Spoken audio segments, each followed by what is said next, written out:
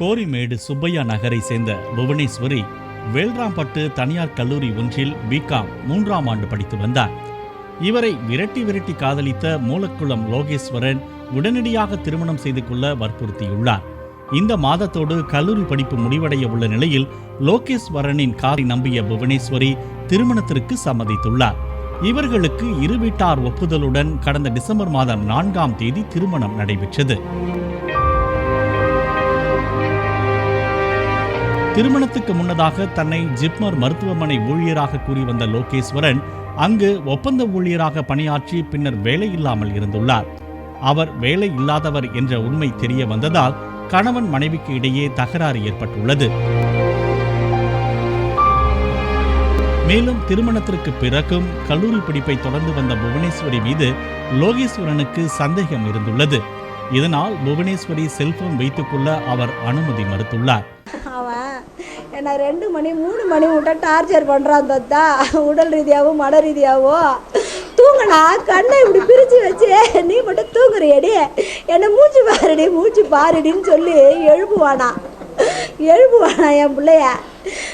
ஒரு கட்டத்தில் மது அருந்திவிட்டு வீட்டுக்கு வர ஆரம்பித்த லோகேஸ்வரன் காதல் மனைவி என்றும் பாராமல் அடித்து துன்புறுத்த ஆரம்பித்துள்ளார். இதனால் கோபித்துக் கொண்டு தாய் வீடு சென்ற புவனேஸ்வரியை சமாதானப்படுத்திய பெற்றோர் அவருக்கு புதிய செல்போன் வாங்கி கொடுத்து பிரச்சனை ஏற்பட்டால் தொடர்பு கொள்ளுமாறு கூறி கணவர் வீட்டுக்கு அனுப்பியுள்ளனர். எங்ககிட்ட ஃபோன் பண்ண விட மாட்டான் சார். அவன் ரெக்கார்ட் பண்ணுற ஆப்பு போட்டு வச்சிருக்கிறானா சார் ஃபோனில். அவன் அந்த ரெக்கார்ட் பண்ணுற ஆப்பு போட்டு வச்சுக்கினா அதை எங்ககிட்ட ஒரு தடவை சொன்னான், ஃபோன் பேசும்போது பார்த்து பேசுங்கன்னு சொன்னான். அதனால் நாங்களாம் ஒரு சூதானமாக புரிஞ்சுக்கினேன்.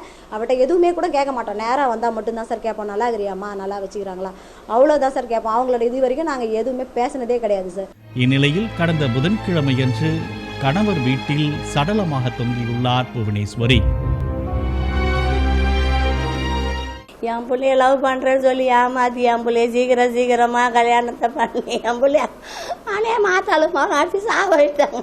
என் பிள்ளைய என் வீட்டில் கூட ஒரு நாள் கூட இருக்க விடாத, எங்கள் யார்த்தையும் பேச விடாமல் என் பிள்ளைய அனே அடிச்சு சாவிட்டானே. இவன் டெய்லி குட்டு வந்து என் பிள்ளைய அடிச்சு சித்திராதை பண்ணிக்கிறானே. வேலைக்கே போகிறது இல்லையாமே, 4 மாதமாக வேலைக்கே போகாமல் என் பிள்ளைய ராவும் பகலும் டார்ச்சர் பண்ணிக்கிறானே ஆத்தாலும் அவளும். புவனேஸ்வரியின் மரணத்துக்கு பிறகு கணவர் லோகேஸ்வரனும் மாமியார் கஸ்தூரியும் தலைமறைவாக்கிவிட அவர்களை கைது செய்த போலீசார் நீதிமன்றத்தில் ஆஜர்படுத்தி சிறையில் அடைத்தனர். புவனேஸ்வரியை தற்கொலைக்கு தூண்டியதாக அவர்கள் மீது வழக்கு பதிவு செய்யப்பட்டுள்ளது. ஆசைக்காக ஒரு பெண்ணை காதலிப்பதும் அதை அந்த பெண் உண்மை என நம்புவதும் தீர விசாரிக்காமல் திருமணம் செய்து கொடுப்பதும் ஒரு பெண்ணின் கல்லூரி படிப்பை மட்டுமல்லாது அவரது வாழ்க்கையையே மரணத்தில் தள்ளிவிட்டது. பாலிமர் செய்திகளுக்காக புதுச்சேரியில் இருந்து சண்முகம்.